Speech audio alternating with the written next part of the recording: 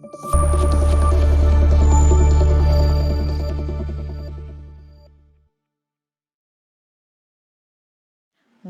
மக்களே, welcome back to our channel tea time. போன வீடியோவில் லவ்னா என்ன, அதாவது அன்புனா என்ன அப்படின்னு சொல்லிட்டு ஒரு வீடியோ போட்டிருந்தேன்.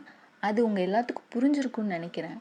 ஆனால் எனக்கு ஒரு சின்ன வருத்தம் என்னென்னா, வாட் இஸ் லவ் அப்படின்னு சொல்லிட்டு ஒரு கொஷின் கேட்டிருந்தேன். அதுக்கு உங்களோட வியூஸை கமெண்ட் பண்ணுங்கன்னு சொல்லியிருந்தேன். ஆனால் யாருமே கமெண்ட் பண்ணல. ஓகே, பரவாயில்ல, நீங்கள் இந்த வீடியோவில் கூட கமெண்ட் பண்ணலாம். லவ்னா என்ன நினைக்கிறீங்க அப்படின்னு சொல்லிட்டு கமெண்ட் பண்ணுங்கள், நான் தெரிஞ்சுக்கிறேன். ஓகே, இப்போது நம்ம டைப்ஸ் ஆஃப் லவ் பற்றி பார்க்க போகிறோம். நீங்கள் நம்ம சேனலுக்கு புதுசாக வரீங்க அப்படின்னா மறக்காமல் நம்ம சேனலில் போட்டிருக்க எல்லா வீடியோஸும் பாருங்கள். அண்ட் முக்கியமாக இந்த வீடியோ பார்க்கறதுக்கு முன்னாடி வாட் இஸ் லவ் அப்படின்னு சொல்லிட்டு ஒரு வீடியோ போட்டிருக்கோம். அந்த வீடியோவை ஃபஸ்ட்டு போய் பார்த்துட்டு அதுக்கப்புறம் இதை பாருங்கள். அப்போ தான் உங்களுக்கு நான் என்ன கண்டெக்ஸ்டில் பேசுகிறேன் அப்படின்னு சொல்லிட்டு புரியும். ஓகே, வாங்க நம்ம வீடியோக்குள்ளே போகலாம். தியரி ஆஃப் லவ் அப்படிங்கிற ஒரு விஷயத்தை கொடுத்த ஸ்டான்பர்க் என்ன சொல்லியிருக்காரு? லவ்வுக்கு 3 காம்பனண்ட் தேவை: இன்டிமேசி, பேஷன், கமிட்மெண்ட். இந்த 3 காம்பனண்ட்டை வச்சு அவர் டைப்ஸ் ஆஃப் லவ் அப்படின்னு சொல்லிட்டு ஒரு 8 டைப்ஸ் சொல்லியிருக்காருங்க.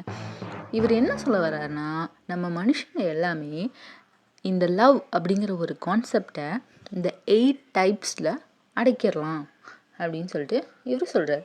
சரி, என்னென்ன டைப்ஸ் அப்படின்னு சொல்லிட்டு நான் சொல்கிறேன். நீங்கள் உங்கள் லைஃப்பில் இருக்க அந்த லவ்க்கு இந்த டைப்ஸில் என்ன பெயர் கொடுப்பீங்க அப்படின்னு சொல்லிட்டு நீங்கள் முடிவு பண்ணிக்கோங்க.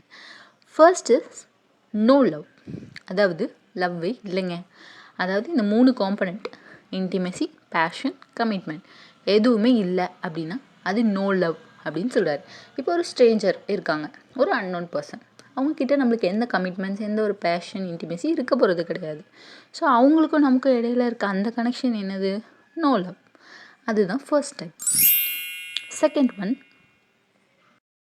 Liking or friendship. இந்த ஒரு டைப் ஆஃப் லவ்வில் வந்து இன்டிமேசி இருக்கும், பட் பேஷன் அண்ட் கமிட்மெண்ட் வந்து இருக்காது. இப்போ ஃப்ரெண்ட்ஷிப் அப்படிங்கிறது வந்து எப்படி ஃபார்ம் ஆகுனா, அந்த அதர் பர்சனுக்கும் எனக்கும் ஒரு சிமிலர் டேஸ்ட் ஆஃப் இன்ட்ரெஸ்ட் இருக்குது, இல்லை சிமிலர் கேரக்டரிஸ்டிக்ஸ் இருக்குது, ஒரு விஷயம் அவங்கக்கிட்ட எனக்கு பிடிச்சிருக்கு அப்படிங்கும்போது தான் இந்த ஃப்ரெண்ட்ஷிப், லைக்கிங் அதெல்லாம் ஸ்டார்ட் ஆகும்.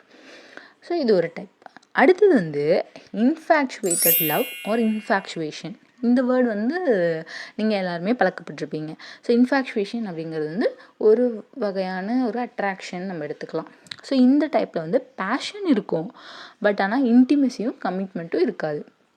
ஸோ அந்த பர்சனை வந்து எனக்கு பிடிச்சிருக்கு, ஏதோ ஒரு விஷயத்தினால நான் வந்து அட்ராக்ட் ஆகிருப்பேன். லைக் இப்போது சினிமா செலிப்ரிட்டிஸ்லாம் நம்மளுக்கு பிடிச்சிருக்குன்னா அவங்களோட ஆக்ஷன்ஸ், அவங்க டைலாக் டெலிவரி பண்ணுற விதம், அவங்க ஆக்டிங், இந்த மாதிரி ஏதாவது ஒரு காரணத்தினால அவங்கள நமக்கு வந்து பிடிச்சிருக்கும். ஸோ இதுதான் வந்து இன்ஃபேக்சுவேஷன். ஸோ அனதர் எக்ஸாம்பிள் வந்து சின்ன வயசில் நமக்கு வர அந்த ஒரு லவ் நம்ம ஃபீல் பண்ணுவோம்ல, கண்டிப்பாக எல்லாத்துக்குமே சின்ன வயசில் வந்து ஒரு லவ் இருக்கும். அதை தான் வந்து இன்ஃபேக்சுவேஷன் அப்படின்னு சொல்கிறாங்க.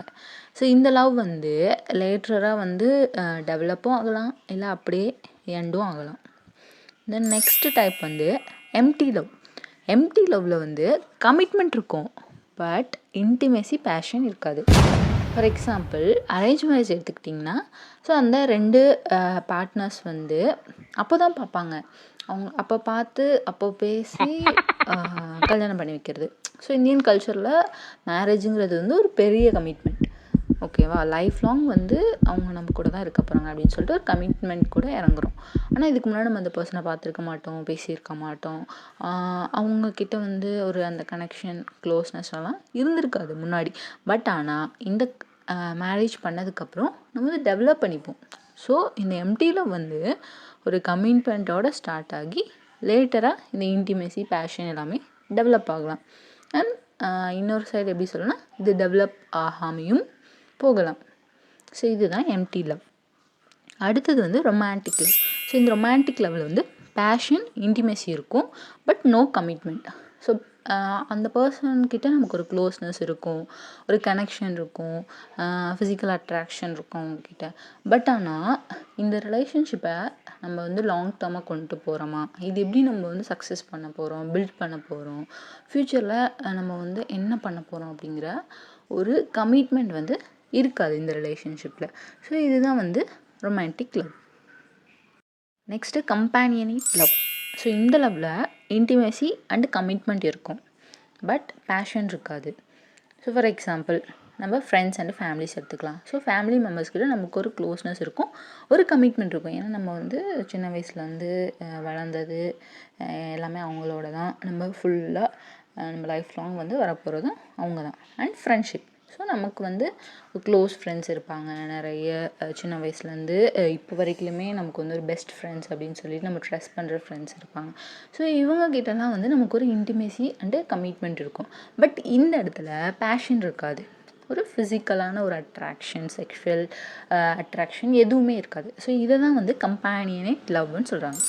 அடுத்து ஃபேச்சுவஸ் லவ். ஃபேச்சுவஸ் லவ்வில் பேஷன் அண்ட் கமிட்மெண்ட் இருக்கும், பட் இன்டிமேசி இருக்காது. ஸோ இந்த லவ் வந்து லவ் அட் ஃபர்ஸ்ட் சைட் அப்படின்னு சொல்கிறாங்க.